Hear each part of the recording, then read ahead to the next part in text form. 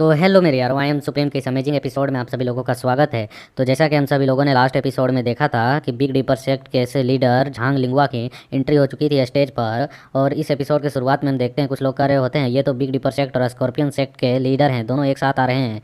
और scorpion sect के leader कह रहे होते हैं कि ब्रदर झांग प्लीज़ पहले आप, और झांग भी कह रहा होता है कि ब्रदर ली आप भी मेरे साथ चलें। और हम देखते हैं एक और गोल मटोल कद्दू को दिखाया जाता है जिसके बारे में लोग कह रहे होते हैं ओहो ये तो एल्डर फेंग है, बिग डीपर सेक्ट में जो हमारे सेक्ट लीडर हैं या उनके बराबर की ताकत रखते हैं, और जो 10 ग्रेड एल्डर्स हैं उनमें से ये टॉप पर आते हैं। और कोई कहता है वो देखो उनके पीछे एल्डर यू भी है, ऐसा कहा जाता है उनका 10 ग्रेट एल्डरों में से स्थान 2 पर है। और उनके पीछे भी देखो वहाँ पर क्रिस्टन मून सेक्ट का sect leader Jiao Ming Hu है, और उनके सेक्ट के लीडर लियांग ये भी है, उनके पीछे उनका बेटा लियांग कुआन भी है। और लियन उस मोटे और घुंघरेले बाल वाले बंदे को देखकर कहता है ओ तो यह मोटा मुझे फिर से दोबारा मिल गया। और हम देखते हैं वहाँ पर वे सभी लोग स्टेज में जाकर बैठ रहे होते हैं, उनके बारे में लोग चर्चा कर रहे होते हैं कि बिग डीपर सेक्ट के सभी 10 ग्रेट एल्डर्स एक जगह पर एकत्र हो चुके हैं, जमा हो चुके हैं। इसमें कोई संदेह नहीं है कि आज बहुत ही ज़्यादा महत्वपूर्ण दिन है। और फाइनल में जो 20 स्टूडेंट पहुंचे हैं आज उनका आपस में आमना सामना होने वाला है। अफवाह यह है कि यहाँ पर जो भी टॉप 10 स्थानों को प्राप्त करेंगे और उनको जो प्रशिक्षण देने वाले एल्डर है उनको भी कुछ पुरस्कार मिलेगा।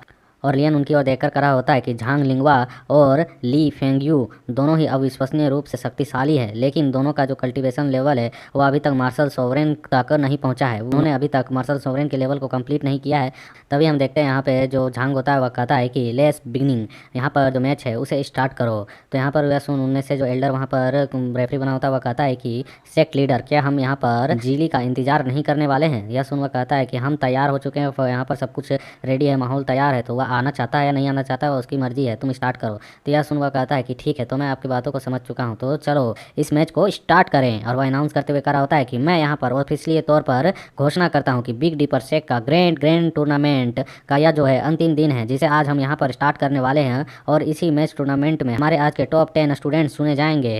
और फिर हम देखते हैं तभी यहाँ पर अचानक उसकी नज़र दूसरी ओर पड़ती है और हमें आसमान का सीन दिखाया जाता है जहाँ पर पूरी तरह से क्लाउड छाया होता है, और वहाँ पर एक गोल्डन सन वॉरशिप बाहर की ओर निकल रही होती है। और वहाँ से आवाज़ आती है हा हा हा सेक्ट लीडर झांग क्या तुम सचमुच में यहाँ पर हमें मैच से बाहर रखना चाहते हो? सिर्फ हमने कुछ थोड़ी सी देरी क्या कर दी, तुम तो यहाँ पर हमारे बिना ही मैच को स्टार्ट कर चुके हो। और उस बैटलशिप को देखकर वहाँ लोग कह रहे होते ये क्या, ये तो गोल्डन सन बैटलशिप है, किसी ने सचमुच में यहाँ पर बैटलशिप को लाने की कोशिश की है, फाइटिंग बैटलशिप है वो इसलिए। तो कोई कहता है चुप रहो वे थंडर मर्चेंट गिल्ड के बंदे हैं, यहाँ के जितने भी फोर्सेस हैं उनसे उनकी दुश्मनी चलती है और उनके दुश्मनी की बराबरी हम नहीं कर सकते हैं, बेहतर होगा कि चुप रहो। और फिर हम यहाँ पर देखते हैं झांग को जो बैठे हुए कह रहा होता है कि जिली आखिरकार मेरे बिग डीपर सेक्ट में यहाँ पर वॉरशिप को लाने का क्या मतलब है?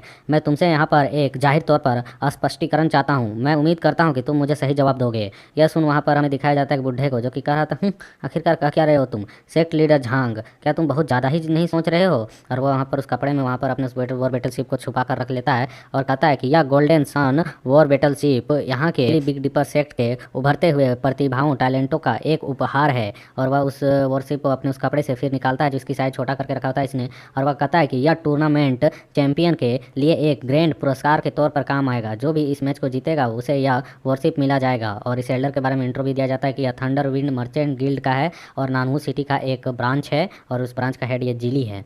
तो हम देखते हैं वहाँ पर ऑडियंस पागल हो जाती है उस वॉरशिप को देखकर और वे कहने लगते हैं क्या यहाँ पर एक गोल्डन सन वॉरशिप वो भी एक ग्रैंड पुरस्कार के तौर पर मिलेगा प्राइज के तौर पर? यदि वह केवल 7वीं रैंक का ही आर्टिफैक्ट है फिर भी उसका मूल्य बिल्कुल भी कम नहीं है, वह 8वीं रैंक के आर्टिफैक्ट के बराबर गिना जाता है। फिर हम देखते हैं झांग कहता है कि ब्रांच लीडर बहुत ही ज़्यादा तुम उदार हो रहे हो उसके लिए धन्यवाद, लेकिन अगली बार इतना बड़ा तमाशा खड़ा करने से पहले सोच लेना। मैं तुमको यहाँ पर धूल में मिलाने के लिए बिल्कुल भी हिचकिचाऊंगा नहीं। मैं अभी यहाँ पर अपने माउंटेन गार्डियन अरे को बस स्टार्ट ही करने वाला था और डस्ट में तुम्हें बदलने वाला था। इस अरे के बारे में सुन के वहाँ के कुछ लोग थोड़ा सा घबरा जाते हैं और हम देखते हैं जो जिली होता है वह कह रहा होता है कि हा सेक्ट लीडर झांग तुम हमेशा से ही मजाक करते आ रहे हो। बिग डीपर सेक्ट की एक छोटी मोटी अरे वह तो केवल बच्चों के खेलने के लिए है। हमारे थंडर मर्चेंट गिल्ड की नज़र में उस जैसा अरे केवल बच्चों को डराने के लिए ही काम आता है। शायद यह एक अच्छी चीज़ है जिससे ज़्यादा और कुछ नहीं किया जा सकता है, मतलब कि उससे सिर्फ बच्चे डराओ, हमें नहीं। और हम देखते हैं उसके साथ में जो बगल में बैठा हुआ था स्कॉर्पियन सेक्ट का लीडर ली फेंगयू, तो वह कहता है कि यह सच है, यदि आज बिग डीपर सेक्ट के लिए यह बहुत ही भव्य अवसर का दिन ना होता तो मुझे उम्मीद था कि आज तुम में से यहाँ पर कोई भी जीवित नहीं बच पाता। तो यह सुनने के साथ ही जिली यहाँ पर एक तीखा जवाब देते हुए कहता है, ओहो स्कॉर्पियन सेक्ट भी यहाँ पर पहुँचा हुआ है। एल्डर ली, हमें तो लगता है कि हमने आप दूसरे से पहले भी नहीं मिला था रास्ते में, लेकिन मैंने काफ़ी समय से तुम्हें देखा नहीं था, तो मुझे लगा कि तुम यहाँ पर किसी दुर्घटना में किसी मुसीबत में तो नहीं फंस गए थे रास्ते पे। इसने उसके साथ रास्ते में कुछ कांड किया था और इसे पता भी नहीं था। तो यह सुन यहाँ पर जो ली होता है वो कहता है कि तुम वास्तव में वह सब कुछ करने वाले तुम थे कमीने। और हम देखते हैं यहाँ पर फिर जिली कहता है कि आज बिग डीपर सेक्ट का भव्य आयोजन दिन है, वरना तुम जैसे तो छोटे मोटे कीड़ों पर मैं भी अपना शकल बर्बाद करना नहीं चाहता हूँ, यहाँ पर फालतू में मुंह खराब नहीं करना चाहता हूँ। तो यह सुन ली कहता है कि all right thunder merchant guild, हमारा भी समय आएगा, बस उस समय का इंतजार करो। तो यहाँ झांग जो होता है वह कहता है कि बहुत हो गया तुम लोगों का बकवास, अब यहाँ पर अपने अपने जगह पर शांति से बैठ जाओ। और यहाँ पर तुम्हारे साथ कोई नया व्यक्ति आया है, तुम उसे थोड़ा सा इंट्रोड्यूस तो नहीं कराए हो, आखिरकार वह है कौन। तो यह सुन यहाँ पर जिली कहता है, हाँ क्यों नहीं, आप इनके बारे में पहले से ही जानते होंगे, क्या आप यह नहीं जानते हैं फेंग तियाने के बारे में, या अस्काइन क्रेन मर्चेंट गिल्ड के अध्यक्ष हैं, और निश्चित तौर पर आप इनके बारे में पहले जरूर सुने होंगे इनका नाम। और हम देखते हैं यहाँ पर हमें उस बंदे को दिखाया जाता है और तभी इस तक टोंड एक पहुँचता है ली की ओर से कि ओहो, तो यह तुम्हारा कोई एक नया नौकर है। और हम देखते हैं उस टकले को लियन भी देख रहा होता है। लियन कहता है तो यह वही है जो कि यहाँ पर जियून कॉमर्स गिल्ड पर दबाव डाल रहा है, और स्थिति को देखते हुए अब ऐसा लगता है कि वह थंडर मर्चेंट गिल्ड के साथ पूरी तरह से जुड़ा हुआ है। यह वही है जो लेडी जिन जुआन के धंधे पर दबाव बनाकर रखा हुआ है, गड़बड़ी स्थिति पैदा कर रहा है। और हम देखते हैं यहाँ पे झांग हंसते हुए कह रहा होता है कि आपके छोटे व्यापारी समूह के लोग काफ़ी समय से लंबे समय से गायब होते जा रहे हैं, मुझे डर है कि शायद किसी दिन आपके सदस्य गायब हो, जिस तरह से होते जा रहे हैं उसी तरह से कहीं थंडर विंड मर्चेंट गिल्ड ही पूरी तरह से गायब ना हो जाए। ये सुन जिली कहता है कि हाँ क्यों नहीं सेक्ट लीडर झांगली, अच्छी बात कही आपने, कोई भी व्यापारी में हमेशा के लिए नहीं टिका सकता है अपना कदम, जैसा कोई भी सेक्ट हमेशा अनंत काल से भविष्य तक नहीं चल सकता है, बिल्कुल उसी तरह हमारी भी स्थिति है। लेकिन उससे पहले यहाँ पर बिग डीपर सेक्ट और स्कॉर्पियन सेक्ट मेरे उम्मीद से पहले ही राख में मिल चुका होगा, क्योंकि उससे हमें तो ज़्यादा फर्क नहीं पड़ेगा, क्योंकि हम तो यहाँ पर मर्चेंट अलायंस के गवर्निंग काउंसिल के साथ एक अस्थायी सदस्य के रूप में जुड़े हुए हैं, इसलिए हम खुद को तो रिस्टोर कर लेंगे, लेकिन तुम्हारे बारे में क्या, तो मुझे तो उसमें डाउट लगता है। तो यह सुन यहाँ पर ली कहता है कि मर्चेंट अलायंस का मार्शल आर्ट और बिजनेस समिति 2 महीने में सोंग फॉरेस्ट या फिर कहें तो सोंग युयांग सिटी में आयोजित किया गया है। इस बार मैं वहाँ पर देखूंगा और उम्मीद लगाऊंगा और तुम पर सट्टा भी लगाऊंगा कि तुम वहाँ पर हारने वाले हो निश्चित तौर पर। तो हम देखते हैं सुन जिली कहता है कि सेक्ट लीडर ली, तुम्हारा स्वागत है, आओ और हमें प्रीमिडियल स्टोन दो, फेंक कर दो, चाहे किसी तरीके से दो, मैं तुम्हारा स्वागत करता हूं, और मैं यह शर्त लगाता हूं कि तुम वहां पर जरूर ही हारोगे, इसलिए मैं काफ़ी खुश हूं।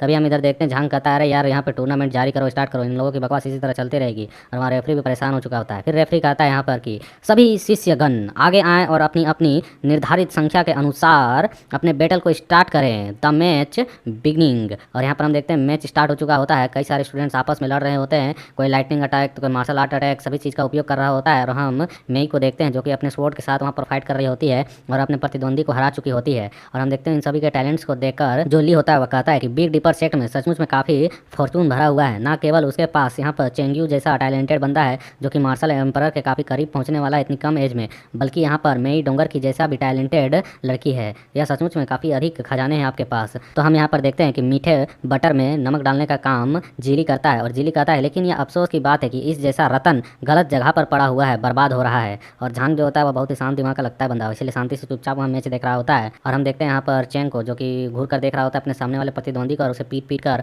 वहाँ से जा रहा होता है। वहाँ पर वो कुछ बंदे जो उसको रिकवर कर रहे होते हैं, कहते हैं जल्दी आओ और इसकी मदद करो, ये अपने कागार पर है, ये कभी भी मर सकता है। और यहाँ पर जो चेंग होता है वो अपने प्रतिद्वंदी को हराकर आगे की ओर बढ़े जा रहा होता है। तो यहाँ पर जिली कहता है कि जो सेक्ट लीडर झांग है उन्होंने यहाँ पर चेंग को निश्चित तौर पर काफ़ी द्वेष तरीके से कल्टीवेट कराया है, मतलब कि वह अपने प्रतिद्वंदी पर बिल्कुल भी रहम नहीं खा रहा है, वो अपना पराया हो सबको कूटे जा रहा है। तो यह सुन झांग कहता है कि लाइक वाइज, मतलब कि जो भी जैसा भी स्टूडेंट होगा अपने जिसे विचार रखे, जिस तरीके से फाइट करना चाहे कर सकता है यार।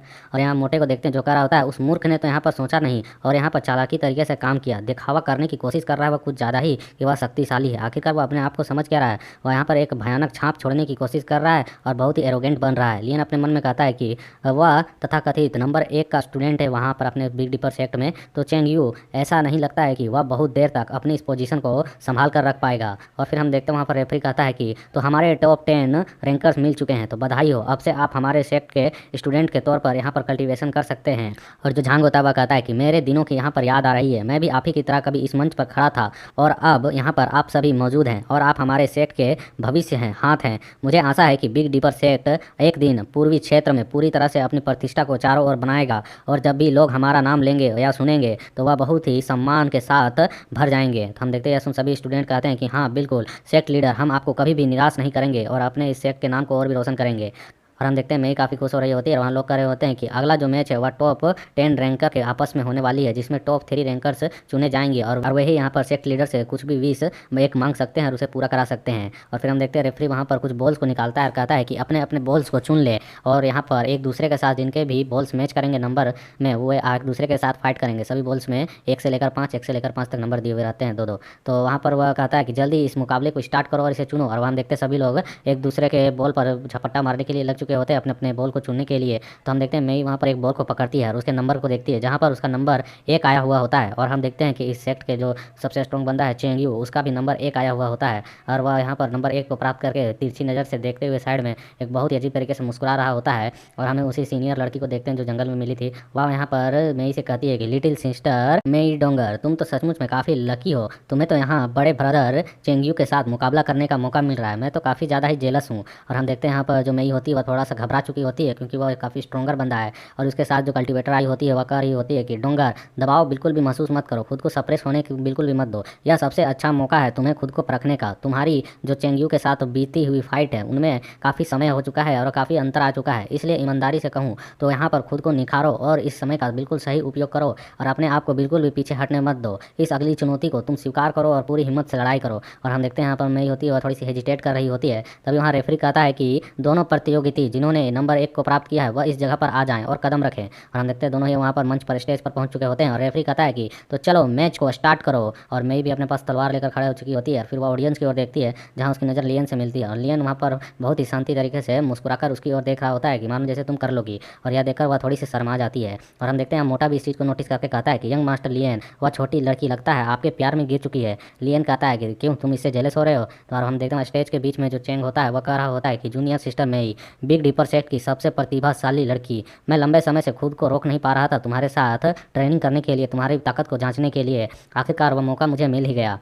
और वह वहाँ हाथ को आगे की ओर करते हुए कहता है आज ऐसा करने का बिल्कुल सही अवसर है, तो चलो हम आपस में एक दूसरे के तलवार को टकराएं, अपनी ताकत दिखाओ। और यहाँ पर हम देखते हैं मई भी अपनी तलवार को निकाल चुकी होती है और अपने वाटर एनर्जी का उपयोग कर रही होती है जो लियन ने दिया होता है टेक्निक। और वह कहती है कि बिग ब्रदर चेंग, मैं अपना सब कुछ यहाँ पर झोंकने वाली हूँ, अपनी पूरी ताकत लगाने वाली हूँ, चाहे मेरा प्रतिद्वंदी कोई भी हो, लेकिन मुझे टॉप 3 में अपना जगह बनाना है तो बनाना है। और यह सुनने के साथ ही जो चेंग होता है वह कहता है हाँ क्यों नहीं जूनियर सिस्टर मई, मैं भी तुम्हें यहाँ पर बिल्कुल भी होल्ड बैक करने को नहीं कर रहा हूँ, अपनी पूरी ताकत दिखाओ। और वह अपने तलवार को निकाल चुका होता है, वहाँ पर स्पिरिचुअल हैंड्स को भी बना चुका होता है। और इसके यहाँ पर 6 हैंड्स नजर आ रहे होते हैं जिसमें 2 तो रियल है, 4 स्पिरिचुअल वाले हैं और सब में यहाँ पर लंबी लंबी तलवारें होती हैं। वह कर रहा होता है तो जल्दी करो और अपनी चाल को चलो, देरी बिल्कुल भी मत करो, यहाँ बाकी लोग भी सब्र कर रहे हैं बेसब्री से अपनी अपनी फाइट करने के लिए। और नीचे राइटर का लिखा हुआ आता है कि मई डोंगर की चुनौती उससे हायर लेवल के बंदे से हो चुकी है, इसका रिजल्ट क्या होगा इसके बारे में हमें अगले एपिसोड में पता चलेगा। तो अगला एपिसोड जो है वह जिन्होंने मेंबरशिप ले रखी है उन्हें थर्सडे टू फ्राइडे के बीच में मिल जाएगा और जिन्होंने नहीं ले रखी है उन्हें सैटरडे टू संडे मिल जाएगा।